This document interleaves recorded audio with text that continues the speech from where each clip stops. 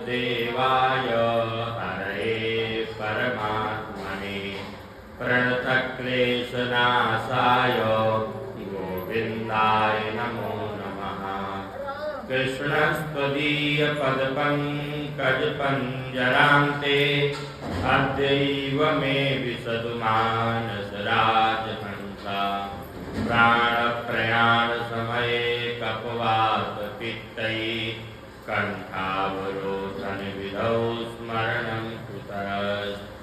बंसी विभूषितकरान्नवनीरदाभात् पीताम्बरादरुणबिम्बफलाधरोष्ठात् पूर्णेन्दुसुन्दरमुखादरविन्दनेत्रात् कृष्णात् परं किमपि तत्त्वमहं न जाने। वसुदेवसुतं देवं कंसचाणूरमर्दनं देवकी परमानन्दं कृष्णं वन्दे जगद्गुरुं। वराहपीडं नटवरवपुः कर्णयोः कर्णिकारं बिभ्रतवासा कनककपिशं वैजयन्तीं च मालां। रन्ध्रान् वेणोरधरसुधया पूरयन् गोपवृन्दैः वृन्दारण्यं स्वपदरमणं प्राविशद्गीतकीर्तिः। अपोगकीयांस्तनकालकूटं जिघांसया पाययदप्रसाद्भिः। लेभे गतिं दातरुचितां ततोऽन्यं कं वा दयालुः शरणं व्रजेमो। कं वा दयालुः शरणं व्रजेमो। अब कार्तिक महात्म्य की कथा प्रारंभ होने जा रही है। जो भी भक्तगण यत्र तत्र विद्यमान है, कथा स्थल में आकर के कार्तिक महात्म्य की कथा श्रवण करके अपने जीवन को प्रसाद करें।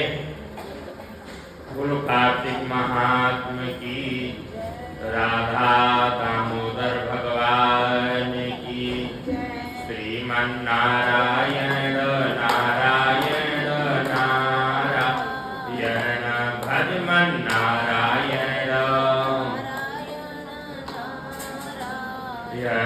शिव नारायण नारायण नारायण शिव नारायण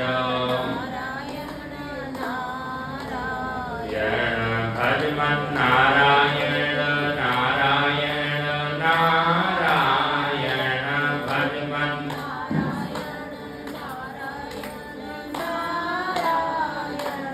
बद्री नारायण नारायण नारायण शिव नारायण। बोलो लक्ष्मी नारायण भगवान की। दीपावली का जो त्योहार है ये 5 दिवसीय त्योहार है, 5 दिन का होता है और ये 5वां दिन है। भले ही बीच में एक दिन बढ़ गया तो 6 दिन हो गए, लेकिन होता 5 दिन। तो आज जो है यम द्वितीया है, भैया द्विज है। आज के दिन कहते हैं कि सायंकाल यमराज का पूजन करना चाहिए, क्योंकि किसी समय कार्तिक शुक्ल द्वितीया को यमुना ने अपने भाई यमराज का पूजन किया था, भोजन कराया था, उसका सम्मान किया था। आज के दिन ही प्रातःकाल यमुना नदी में स्नान करने का बहुत बड़ा महत्व है। आप गंगा में स्नान हमेशा करें, लेकिन आज के दिन यमुना नदी में स्नान जरूर करना चाहिए। और यमुना ने अपने भाई यमराज का पूजन किया और उसी से नरक में जितने लोग थे, जितने भी नरकवासी थे, सभी नरक से निकल करके और बड़ी खुशी मनाने लगे, बड़े प्रसन्न हुए। इसीलिए आज की जो द्वितीया है उसको यम द्वितीया भी कहते हैं। और आज के दिन बहनों को अपने भाई को तिलक लगाना चाहिए, भाई का सम्मान करना चाहिए। अपने हाथ से अपने भाई को भोजन कराना चाहिए। इसलिए आज की जो द्वितीया है इसको भैया दूज के नाम से भी जाना जाता है। तो इस प्रकार से भाई अपने बहन को स्वर्ण अलंकार वस्त्र सत्कार से बहन का सम्मान करे। कहते हैं कि यदि बहन नहीं है तो गुरु की कन्या हो। हे राजन, भाइयों का आयुर्दाय बढ़ाने के लिए बहन के साथ प्रतिमास में 8 चिरंजीवों का पूजन करना चाहिए। ये जो 8 चिरंजीवी हैं ये कौन कौन है? मार्कंडेयो बलिर्व्यासो हनुमानश्च विभीषणः कृपोदोनि परशुरामो अष्टवेति चिरंजीविनः। ये 8 चिरंजीवी हैं। मार्कंडेय, बलि, व्यास, हनुमान, विभीषण, कृपाचार्य, अश्वत्थामा और परशुराम। कई लोग तो कहते हैं कि अश्वत्थामा को हमने देखा, हनुमान जी का हमारा साक्षात्कार हुआ है, हनुमान जी के हमने दर्शन किया। तो जीवित हैं तब न देखे हैं। तो हनुमान जी के बारे में तो कथा भी आती है कि जब जो है सभी लोग जाने लगे, राम भगवान राम से अपना विदाई ले लेकर के और उनके साथ इधर उधर अपना स्वर्ग में जाने लगे। जब भगवान के साथ समस्त अयोध्यावासी जाने लगे वैकुंठ में, तो भगवान राम ने हनुमान जी को कहा कि हनुमान जी तुम भी चलो। बोले महाराज चलने में मेरे को कोई दिक्कत नहीं है, पहले ये बताओ वहाँ आपकी कथा सुनने को मिलेगी कि नहीं मिलेगी? तो भगवान ने कहा कि वहाँ मेरी कथा नहीं होती, वहाँ तो मैं स्वयं होता हूँ। तो बोले कि यदि आपकी वहाँ कथा नहीं होती तो मैं आपके साथ वैकुंठ नहीं जाऊँगा, मेरे को ये पृथ्वी में ठीक है। देखिए, जहाँ भगवान होते हैं वहाँ कोई जरूरी नहीं कि भगवान की कथा हो, लेकिन जहाँ भगवान की कथा होती है वहाँ भगवान होते हैं, ये जरूरी। तो इसलिए हनुमान जी महाराज भगवान के साथ जाने से मना कर दिया, तो इसी मृत्यु लोक में रह गए। इसलिए केवल कथा श्रवण करने के लिए, क्योंकि भगवान राम की राम रसायन तुम्हारे पासा सदा रहा। तो भगवान जो है राम की कथा सुनने के लिए बड़े इच्छुक रहते हैं, भगवान की कथा श्रवण करके परम आनंदित होते हैं। तो हनुमान जी महाराज मृत्यु लोक में आज भी हैं। तो इनका जो अष्ट चिरंजीवी है इनका चंदन पुष्प आदि से पूजन करना चाहिए। भाई को बुला करके और मंत्र पढ़ करके बहन भाई के माथे में तिलक लगाए और मंत्र का उच्चारण करे। समुच्चार्य विदध्यात् तिलकम तथा विशालम च ततो दध्या ललाटे भ्रातु रक्षतम। कहते हैं कि जब तक चंद्र सूर्य पृथ्वी समुद्र वेद पुराण तप ब्रह्मा विष्णु शिव देवता मुनि धर्म ये सब लोग पृथ्वी में हैं, तब तक मेरे भाई की जो संतति है, मेरे भाई का जो वंश है, इस पृथ्वी में बना रहे। इस प्रकार से मंत्र पढ़ करके भाई के तिलक लगाए। इसके बाद फिर भाई को जो है अपने हाथों से भोजन कराना चाहिए, तो वह भाई 12 महीने तक खुश रहता है। सभी रोगों की शांति होती है, दुखों का नाश होता है।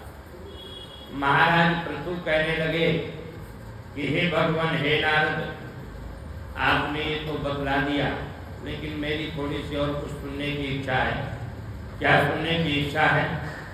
तो कहते हैं कि क्षेत्राणाम परमं क्षेत्रम तीर्थानां च तथोत्तमं परयादया सत्यं ब्रूहि देवर्षि सत्तमः। क्षेत्रों में श्रेष्ठ तीर्थ में दया करके सत्य कहो। मानी इस पृथ्वी लोक में सबसे श्रेष्ठ तीर्थ क्षेत्र कौन सा है, ये आप हमको बतलाएं। नारद जी कहने लगे, सुनो, सिद्धिदायक, दुःस्वप्न नाशक, धार्मिक, सब पाप नाशक, शुभदायक, मुनियों से नित्य ही सुनने योग्य, दुष्ट ग्रह निवारण, रोग नाशक, आयुर्दाय वर्धन का कारण, ऋषि लोग गंगा यमुना का जहाँ संगम हुआ है उस क्षेत्र को परम पवित्र क्षेत्र मानते हैं। ये गंगा यमुना का संगम कहाँ हुआ है? प्रयागराज में। गंगा यमुना सरस्वती, इन तीनों देवियों का संगम हुआ है प्रयागराज में, जो पहले नाम था इलाहाबाद। पहले प्रयागराज था, मुल्लों ने नाम रख दिया इलाहाबाद। इसके बाद फिर जो है अपने धर्म की संस्कार बनी तो फिर नाम हो गया प्रयागराज। तो प्रयागराज सबसे उत्तम क्षेत्र है। तीर्थों में सबसे श्रेष्ठ क्षेत्र कौन है? प्रयागराज। और इस साल 2025 में प्रयागराज में महाकुंभ भी पड़ना, जो 12 साल बाद पड़ता है। तो इस साल कुंभ भी पड़ेगा प्रयागराज में। 4 जगह कुंभ पड़ते हैं, प्रयागराज, हरिद्वार, उज्जैन और नासिक। तो 4 क्षेत्र जो है महाकुंभ के माने जाते हैं। तो इस प्रकार से ये प्रयागराज का बड़ा ही उत्तम क्षेत्र है, पुण्य को बढ़ाने वाला है। भगवान विष्णु के चरणों से उत्पन्न पुण्य रूपी गंगा और सूर्य की कन्या यमुना, इनका जो है संगम हुआ है। कहाँ पर? प्रयागराज में इनका संगम हुआ।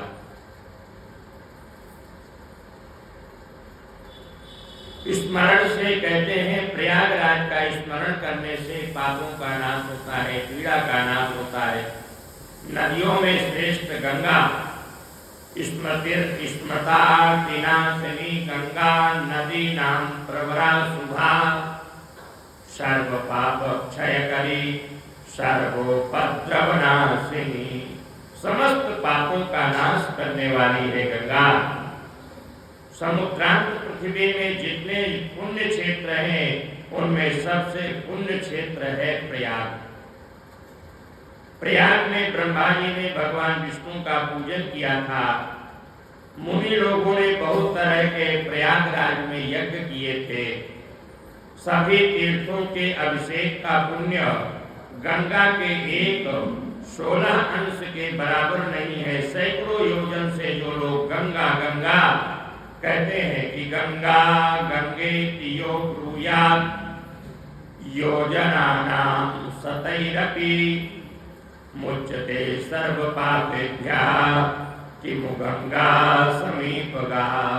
कहते हैं गंगा गंगा अगर कोई 100 योजन माने 400 कोस अर्थात 1200 किलोमीटर से 1200 किलोमीटर दूर से अगर कोई गंगा गंगा कह देता है तो वह प्राणी पवित्र हो जाता है।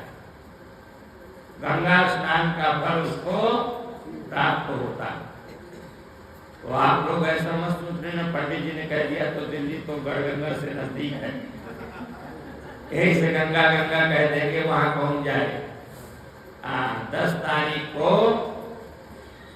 यहाँ से बस जाएगी गंगा स्नान करने के लिए। कहाँ? गढ़गंगा। तो आप सभी लोग गढ़गंगा स्नान करने के लिए हरिद्वार पिछले साल गए थे, इस साल गढ़गंगा चलो। टाइम 5:30 बजे सुबह। तो इस प्रकार से मोक्ष की अपेक्षा करने वाले मुनियों से गंगा व काशी सेवन योग्य है। गंगा का स्नान महापुण्य है, देवताओं को भी दुर्लभ है, विष्णु जी की सारूप्य मोक्षदायक है, इससे और क्या श्रेष्ठ हो सकता है। जिस गंगा में पाप करने वाले पापी भी पापों को छोड़ करके और परम पद को विमान में बैठ करके परम पद को प्राप्त होते हैं, जहाँ स्नान करने वाले लोग माता पिता के 1000 कुलों का 1000 कुलों को पवित्र कर देते हैं, ऐसी गंगा जो है परम पावनी है। गंगा का दर्शन करना, गंगा जल का मंजन करना, गंगा जल में स्नान करना महान पुण्यकारी काम होता है। जहाँ स्नान करता मनुष्य को देख करके पापी भी राजा हुआ, उसके अंग के स्पर्श से देवताओं का राजा हुआ। तुलसी के मूल की मिट्टी और गंगा की मिट्टी, विष्णु के पाद से उत्पन्न गंगा, ये सब विष्णु लोक को जो है प्राप्त कराते हैं। भगवान विष्णु के धाम को ये सारी चीजें हमको ले जाती हैं। तो इस प्रकार से गंगा जी का जरूर ही सेवन करना चाहिए। हम गंगा के निकट जाएंगे, कब गंगा को देखेंगे, ऐसा विचार करने वाला मनुष्य विष्णु लोक को प्राप्त होता है। हे राजन, गंगा की महिमा विष्णु भी सैकड़ों वर्षों से नहीं कह सकते तो दूसरा कौन कह सकता है।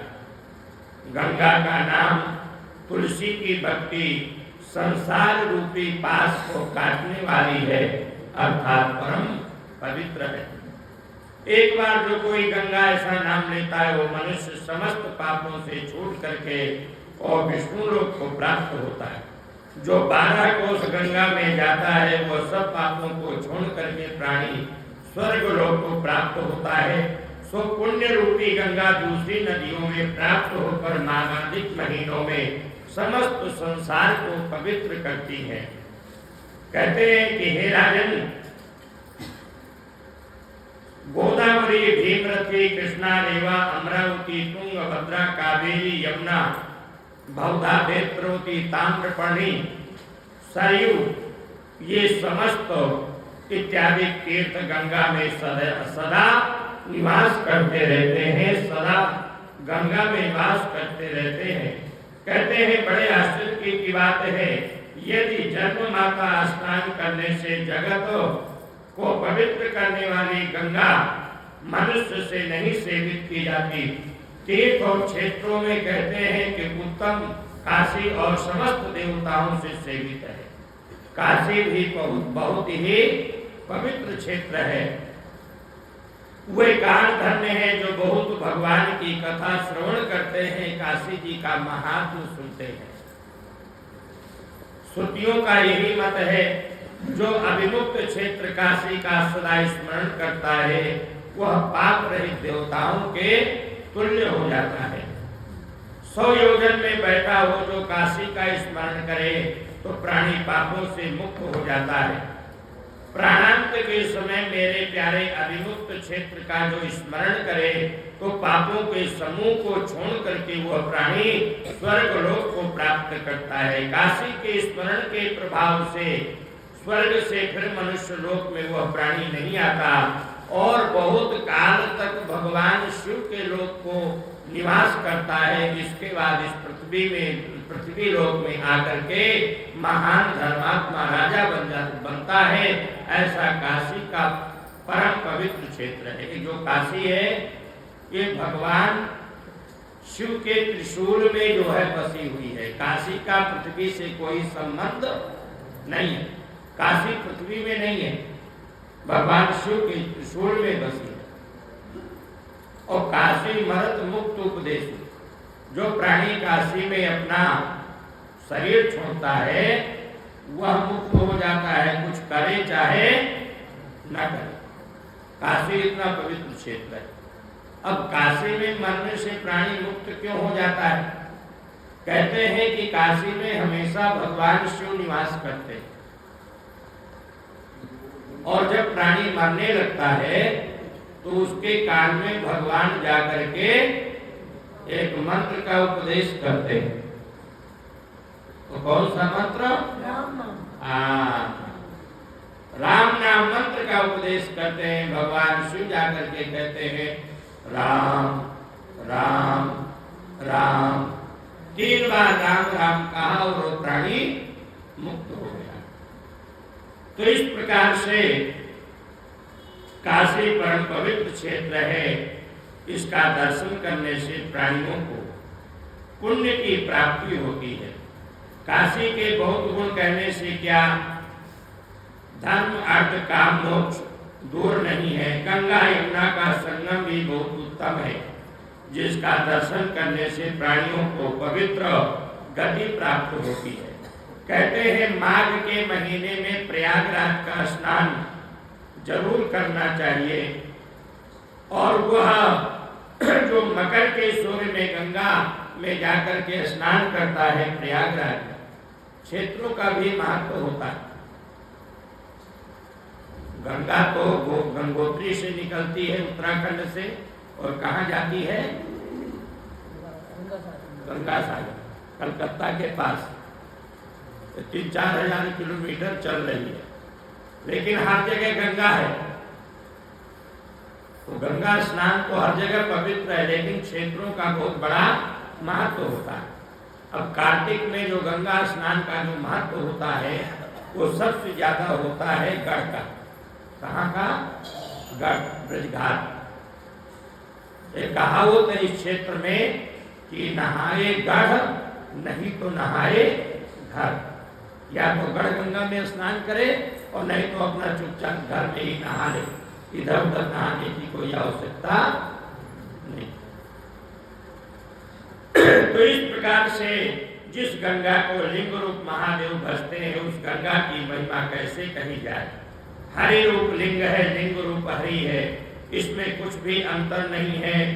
जो भेद करता है भगवान शिव में और विष्णु में, जो भेद करता है वह प्राणी नरक में निवास करता है। इसलिए शिव और हरि, हर और हरि में कोई अंतर नहीं है। हरि रूप लिंग है, लिंग रूप हरि है, इसमें कुछ अंतर नहीं है। भेद करने वाला पापों को प्राप्त करता है। रुद्राय हर युग के अंतर में संसार का नाश करते हैं। रुद्र ही विष्णु रूप करके संसार को पालते हैं। विष्णु जी ब्रह्मा होकर संसार को उत्पन्न करते हैं और फिर वही विष्णु रूप होकर के संसार का पालन करते हैं। और शिव रूप होकर के इस संसार का संहार करते हैं।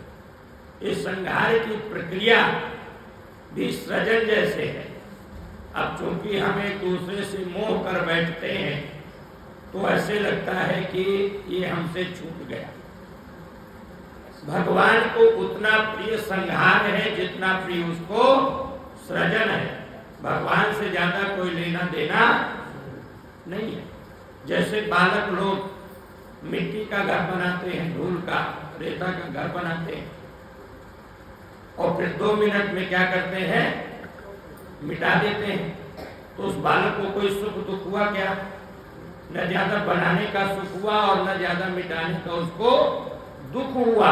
उसी प्रकार भगवान की सत्ता है। भगवान सृजन करता है, पालन करता है और फिर संहार कर देता है। तो जो ईश्वर की कृपा समझता है कि एक प्रक्रिया है, भगवान का खेल है, वो दुखी नहीं होता।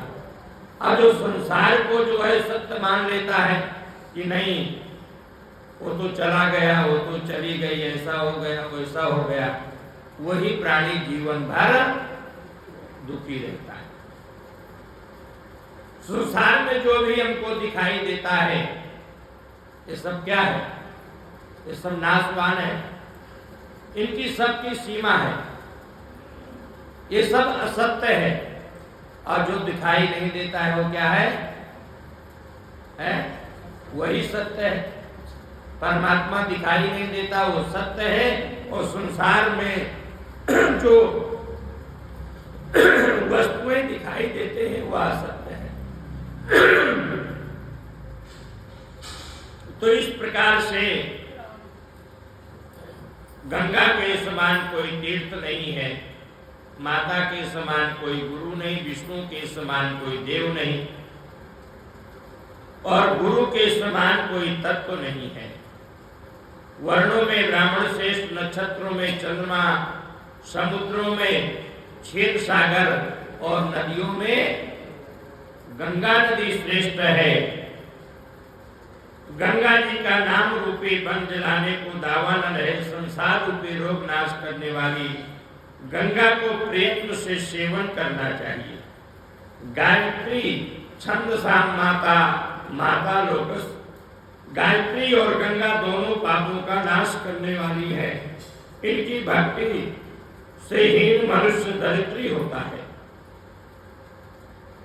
कहते हैं कि माता गायत्री, लोक की माता गंगा दोनों समस्त पापों का नाश करने वाली है। अहो बड़े आनंद की बात है कि महाभागिनी गंगा पापों के नाश करने वाली प्रसिद्ध है। स्नान पान दर्शन से मोक्ष देने वाली है। गंगा के बूंद मात्र से मनुष्य समस्त पापों को छोड़ करके परम पद को प्राप्त होता है। हे राजन, जिस गंगा जल के सेवन से सगर के 60,000 पुत्र पापों को छोड़ करके परम पद को प्राप्त हुए। ये सगर कौन है? सगर जो है सूर्यवंशी राजा है, भगवान राम के वंशज है। और इन्होंने एक बार यज्ञ किया था, अश्वमेध यज्ञ। यज्ञ किया, इनका घोड़ा जो है छोड़ा गया और घोड़े की जो है चोरी इंद्र करके ले गया कि ताकि इनका यज्ञ सफल न हो।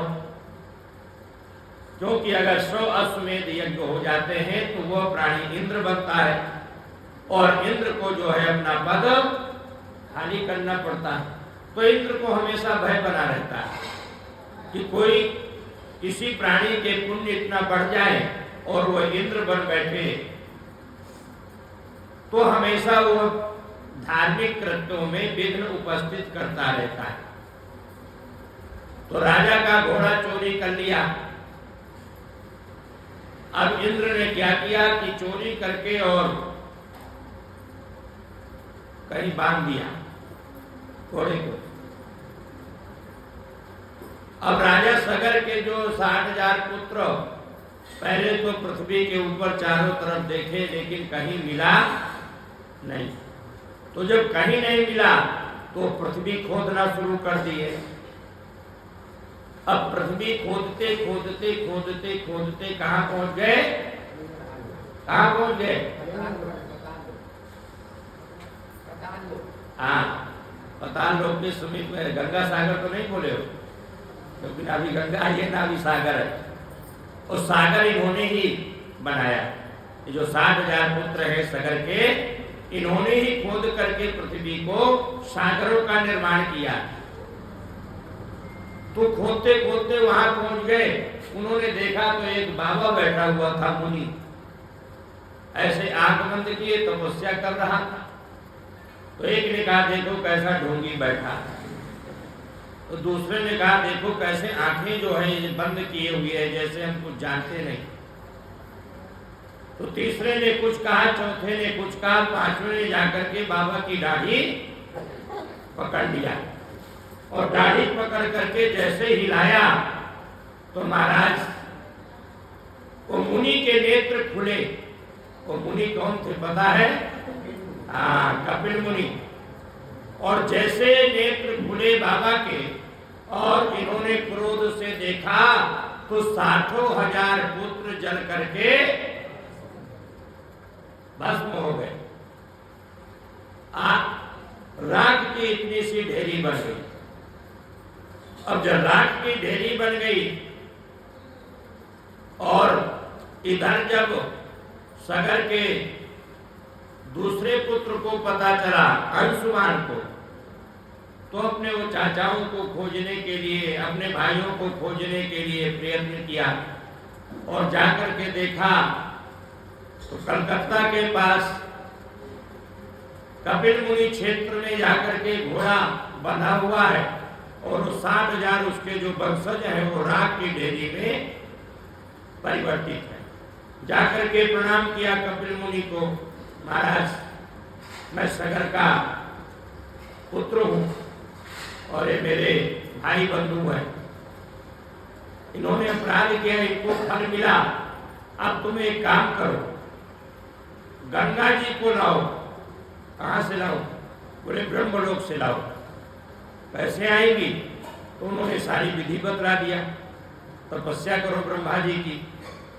ब्रह्मा जी की तपस्या किया, एक पीढ़ी बीत गई, 2 पीढ़ी बीत गई, तीसरी पीढ़ी में जाकर के गंगा जी प्रसन्न हुई, ब्रह्मा जी प्रसन्न हुए। बोले मैं गंगा जी को छोड़ तो दूंगा अपने कमंडलों से, लेकिन गंगा जी का बेग कौन संभालेगा? बोले गंगा जी कहने लगी मेरा बेग इतना है कि जैसे ही मैं पृथ्वी में आऊंगी, पृथ्वी पाताल में चली जाएगी। अब कैसे किया जाए? तो बोले तुम शंकर जी की उपासना करो, शंकर जी की तपस्या करो। 3 पीढ़ी में कौन कौन? पहले अंशुमान ने तपस्या किया, अंशुमान का बेटा हुआ दिलीप, दिलीप ने तपस्या किया, दिलीप का बेटा हुआ कौन हुआ?